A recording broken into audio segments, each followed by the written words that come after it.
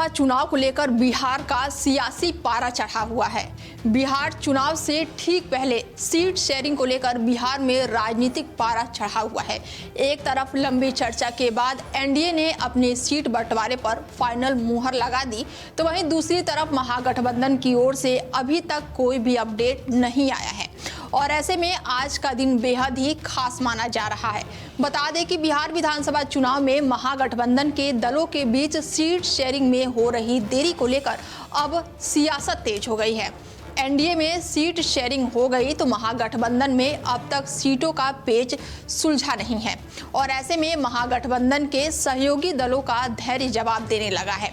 रविवार को पटना से दिल्ली रवाना होते समय मुकेश सहनी ने महागठबंधन की सेहत को लेकर तंज कसा तो डैमेज कंट्रोल में उतरे बिहार के पीसीसी चीफ ने एनडीए की सेहत पर ही सवाल उठा दिए। दिल्ली जा रहे हैं और आपको पता है कि सब डॉक्टर दिल्ली में है, तो वहाँ का बेहतर उपचार हो जाएगा और स्वस्थ होकर हम लोग पटना लौटेंगे।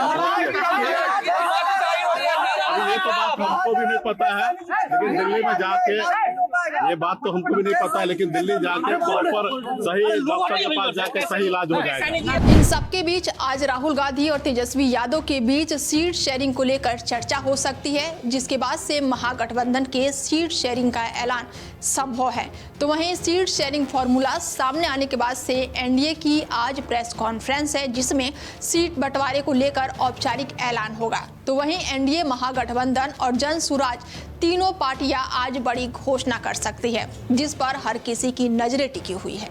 बता दें कि रविवार को एनडीए ने सीट शेयरिंग पर सब कुछ क्लियर करते हुए ऐलान कर दिया था और इस बार के चुनाव में बीजेपी और जेडीयू 101 सीटों पर चुनाव लड़ेगी। चिराग पासवान को 29 सीटों पर उम्मीदवार उतारेंगे, तो वहीं जीतनराम मांझी और उपेंद्र कुशवाहा को पार्टी ने 6 सीटों पर चुनाव लड़ाया है और ऐसे में आज उम्मीदवारों के नाम को लेकर भी ऐलान किया जा सकता है। बिहार चुनाव में एक तरफ जहां एनडीए ने सीट शेयरिंग में बाजी मार ली है, तो महागठबंधन में हो रही देरी और पटना से दिल्ली तक जारी एक्सरसाइज ये बताने के लिए काफी है कि विपक्षी गठबंधन के सहयोगी दल अभी भी एकमत नहीं है। तो वहीं पहली जनसुराज सूची ने बिहार की राजनीति में हलचल मचा दी है और इस सूची में 51 उम्मीदवारों के नाम शामिल है, जिसमें कपूरी ठाकुर की पोती, तो वहीं भोजपुरी अभिनेता रितेश पांडे जैसे प्रमुख नाम शामिल है। तो वहीं जनसुराज ने आधिकारिक घोषणा की है और 13 अक्टूबर को दूसरी लिस्ट जारी हो सकती है, यानी कि आज लिस्ट जारी हो सकती है,